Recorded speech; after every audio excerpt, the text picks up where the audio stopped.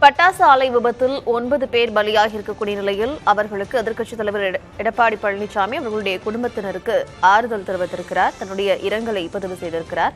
பட்டாசு ஆலை விபத்தில் 9 பேர் உயிரிழந்தது குறித்து மிகுந்த வேதனை அடைந்தேன் என்றும் தீ விபத்தில் காயமடைந்தோர் பூரண நலம் பெற்று வீடு திரும்ப அரசு துரிதமாக நடவடிக்கை எடுக்க வேண்டும் என்றும் அவர் தெரிவித்திருக்கிறார். பட்டாசு ஆலைகள் உரிய வழிமுறைகளை பின்பற்றுகிறதா என்று அரசு ஆய்வு நடத்த வேண்டும் என்றும் அவர் தெரிவித்திருக்கிறார்.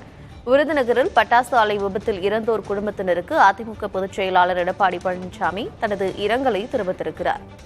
9 பேர் உயிரிழந்தது குறித்து மிகுந்த வேதனை அடைந்தேன் என்று அவர் தெரிவித்திருக்கிறார். அந்த அண்மைச் செய்திகளை பார்த்து வருகிறோம்.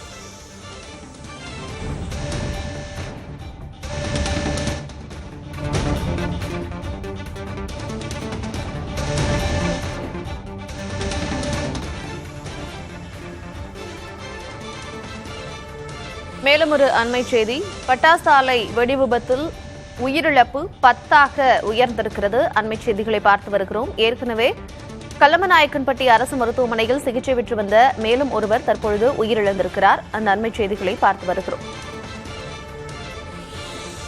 விவரங்களோடு இணைந்திருக்கிறார் செய்தியாளர் கருப்பஞானியார். தொடர்ந்து உயிரிழப்பவர்களுடைய எண்ணிக்கை அதிகரித்து வருகிறது. தற்பொழுது உயிரிழந்தவருடைய பின்னணி என்ன? தொடர்ந்து சிகிச்சையில் இருப்பவர்கள் எப்படி இருக்கிறார்கள்? விவரம்.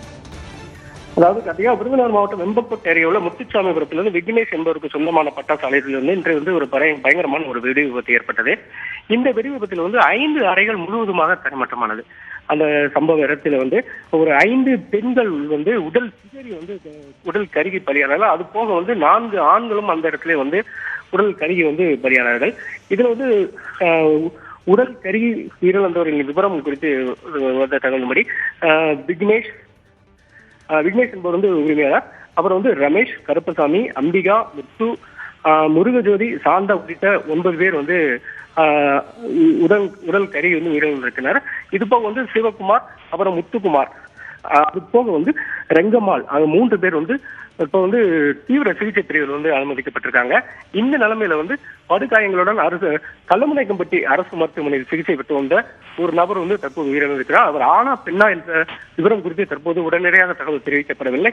இது குறித்து கூடுதல் தகவல் சேகரித்துக் கொண்டிருக்கிறோம். கார்த்திகா,